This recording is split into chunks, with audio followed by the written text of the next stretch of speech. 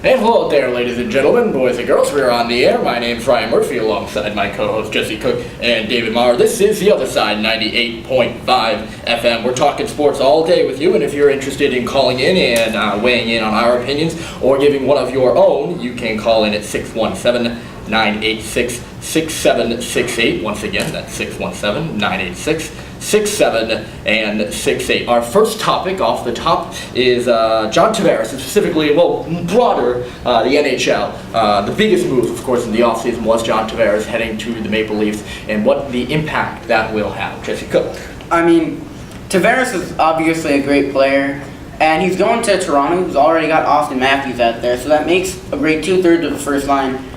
But the Atlantic Division was so strong last year, and you didn't see Tampa Bay or Boston really making any huge deals or trades or giving anybody up this offseason. I mean, look at the Bruins. Last year, they were the second best team in the NHL, and they've got a young team.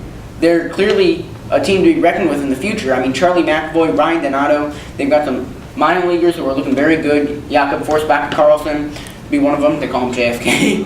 And Tampa Bay were they first in the NHL last year? They were first yes. in the. They were first in the. Yes. They were certainly first in the Yeah, they were first in the league. Yes, I think. Vegas Predators might have been up there Vegas, as well. Yeah, Predators. No, Predators won the league last year. Yes, it was the Predators, Yeah. and then Tampa, certainly very talented rosters. They were right up there as well. And David, do you think that with the addition of Tavares to the Maple Leafs, do you think that they will be up there in the top three now? I still think in the Atlantic Division it's still the division to beat. I think I look at all the other divisions and I think of what Tavares brings to the Atlantic Division. Coming over from the Metropolitan Division, kind of a strong division with the top three, Philadelphia, Pittsburgh, and Washington. I see him coming over to an already strong Atlantic Division who has 5 teams that can compete for a playoff spot, with the Panthers almost getting there last season and Toronto getting in with Boston and Tampa Bay. So I think with the addition of John Tavares, this division is going to go stronger. This will be the division to beat next year in the NHL. I don't know how the other divisions are going to compete with this kind of toughness that the Maple Leafs have brought the Bruins, the Lightning, the Panthers, and whoever else is up there. Yeah, I mean, the West, well, first of all, the Metropolitan Division is going to have their work cut out for them, because the Capitals are clearly very good, but they've got an aging Ovechkin his play is probably declining. I still think he's one of the greatest hockey players of all time, and he still has the potential to be an All-Star next year.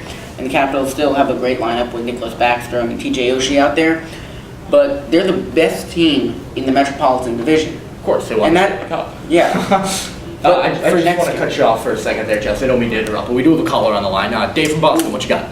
Hey guys, thanks for taking my call. Long-time listener, first-time caller. I'm curious if you guys think the Pittsburgh Penguins are done.